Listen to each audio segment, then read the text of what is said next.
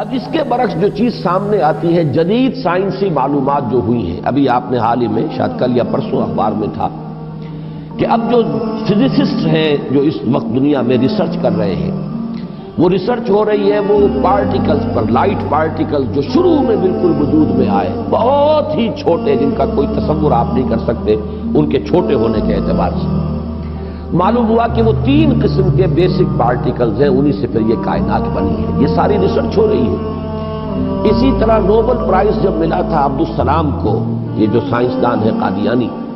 اور انہیں نصف حصہ ملا تھا ایک اور دوسرے شخص کے ساتھ نوبل پرائز میں، تو وہ بھی آپ کو یاد ہوگا، اخبارات میں پڑھا ہوگا کہ وہ بھی ریسرچ تھی اس بات پر کہ اس کائنات کے اندر بیسک فورسز کون کون سی ہیں۔ ایک فورس آف گریویٹی ہے، ایک میگنیٹک فورس ہے، ایک الیکٹرانک فورس ہے، وغیرہ وغیرہ۔ اور ہو یہ رہا ہے کہ اب یہ چیزیں جیسے جیسے تحقیق آگے بڑھ رہی ہے، ان کی تعداد کم ہو رہی ہے، گویا کثرت سے وحدت کی طرف انسان جا رہا ہے، اور انسان یہاں تک جا رہا ہے کہ پوری کائنات اپنی پوری ڈائیورسٹی، اپنے پورے تنوع کے ساتھ، اس کا نقطہ آغاز جو ہے وہ بالکل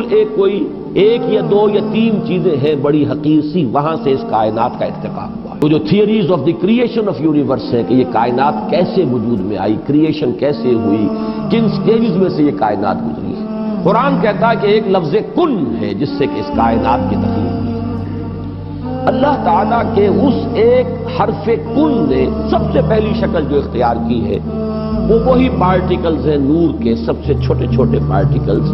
یہ خنک نور کا دور ہے جس میں کہ حرارت نہیں تھی، گرمی نہیں تھی، ٹھنڈی روشنی، ایک بسیط نور تھا کہ جو اس حرف کن کے ذریعے سے وجود میں آیا۔ یہ جو دور ہے خنک نور کا، ذہن میں رکھیے، اس میں ابھی حرارت نہیں ہے، اس میں گرمی نہیں ہے، جو بھی ہے اندر پوشیدہ ہے اس کے، وہ بعد کا مرحلہ آئے گا جب میں عرض کروں گا۔ اس خنک نور کے دور ہی میں 2 چیزیں اللہ نے اس سے پیدا کی جو صاحب شعور اور صاحب تشخص ہے۔ ایک ارواح انسانیہ، وہ بھی نورانی ہے، اس نور سے بنی۔ دوسرے ملائکہ، وہ بھی نورانی ہے اور اس نور سے بنی۔ سب سے پہلے اللہ نے حضور صلی اللہ علیہ وسلم کی روح کو پیدا کیا، کیونکہ ابتدائی مرحلہ یہی ہے۔ یہ خلق نور کا دور ہے، جبکہ ابھی نہ کوئی ناری کرے تھے، نہ کہیں کسی طرح کی خاک وغیرہ کا کوئی مسئلہ تھا۔ اس کائنات میں اللہ تعالیٰ کے حرف کن نے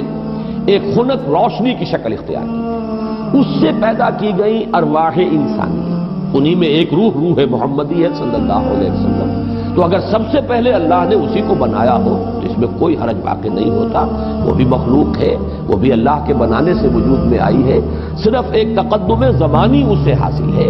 کہ سب سے پہلے اللہ نے نبی اکرم صلی اللہ علیہ وسلم کی اس روح مبارک کو اس نور سے پیدا کیا، لیکن اسی نور سے تمام انسانوں کی ارواح پیدا کی گئی، اور انہی سے وہ عہد لیا گیا تھا لست بربکم قالوا بلی، اور اسی نور سے ملائکہ پیدا کیے گئے ہیں۔ خنک نور میں بڑے بڑے ایکسپلوژنز ہوئے ہیں اور ناری کرے وجود میں آئے۔ یہ ذہن میں رکھیے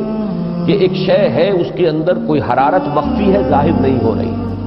ایٹمز ہیں، ایٹمز کے اندر بہت بڑی انرجی ہے، ظاہر نہیں ہو رہی۔ اس خنک نور کے اندر بھی وہ انرجی موجود تھی،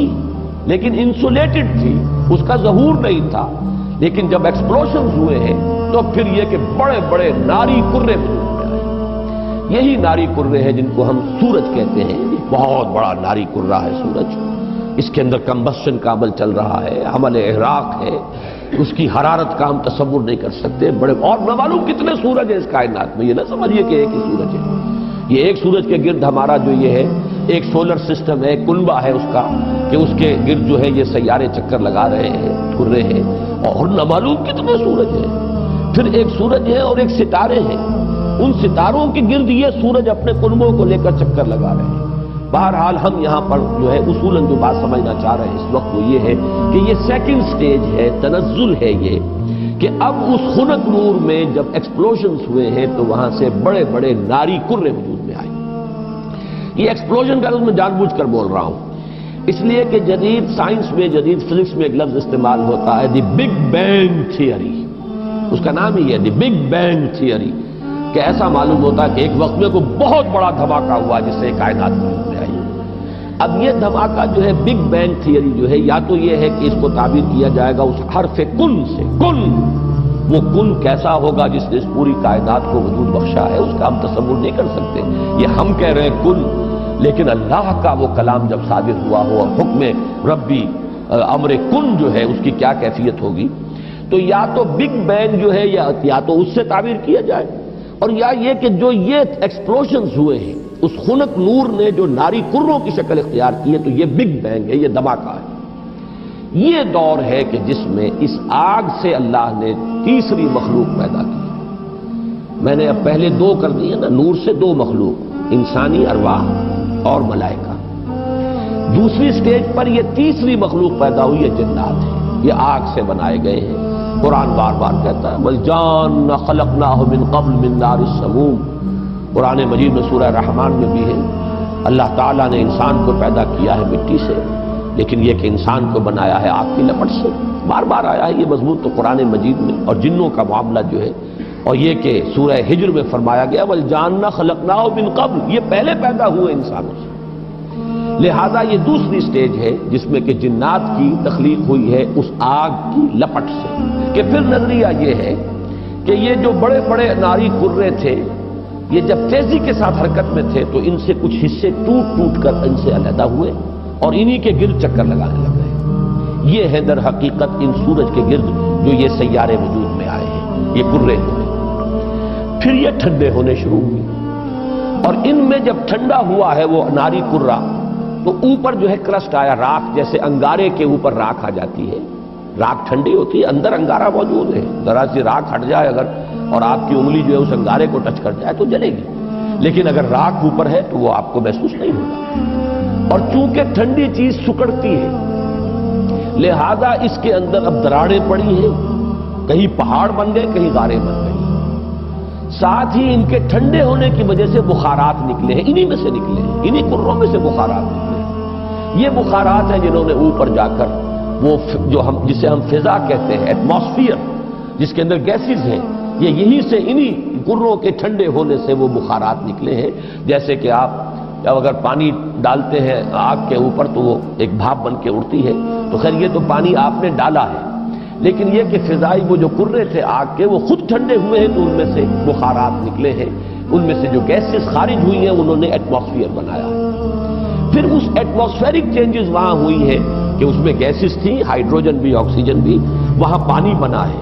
بجلی کے بڑے بڑے جب ہوئے ہیں ان کے اندر تو اس سے پانی بنا ہے، اور پھر دھواں دھار بارش برسی ہے، بارش برسی ہے۔ اب جو ہمارے ہاں یہ جو اعداد آتے ہیں، لاکھوں برس تک بارش ہی برستی رہی، نتیجہ یہ ہوا کہ جو جگہیں نشیبی تھی ان میں پانی بھر گیا، سمندر وجود میں آ گئے۔ اب جہاں سمندر اور مٹی کا باہمی ربط تھا، یہ جو دلدلی علاقے کہلاتے ہیں، یہاں وہ ان آرگینک کمپاؤنڈز نے آرگینک کمپاؤنڈز کی شکل اختیار کی، یہاں سے حیات ارضی کا آغاز ہوا۔ وہ حیات نباتاتی بھی ہے اور وہ حیات حیواناتی بھی ہے، یہاں سے اس کا آغاز ہوا۔ گویا کہ کل حیوانات اور کل نباتات جو کرۂ ارضی پر موجود ہیں وہ سب کے سب در حقیقت اسی کرسٹ آف دی ارتھ سے وجود میں آئے۔ پانی اور اس مٹی کا امتزاج اور دلدل کی شکل اس کا بن جانا، اور وہاں سے ان آرگینک کی بجائے آرگینک کمپاؤنڈز کا وجود میں آنا، اور اس سے حیات کا آغاز، خواہ وہ نباتاتی حیات ہو اور خواہ وہ حیواناتی حیات ہو۔ اس حیات کا ارتقاء ہے کہ جو پھر انسان تک پہنچا ہے، وہ اس حیات، سمجھیے کہ حیات ارضی، چاہے نباتاتی ہو اور چاہے حیواناتی ہو، اس کی چوٹی کی جو شخصیت ہے وہ انسان ہے۔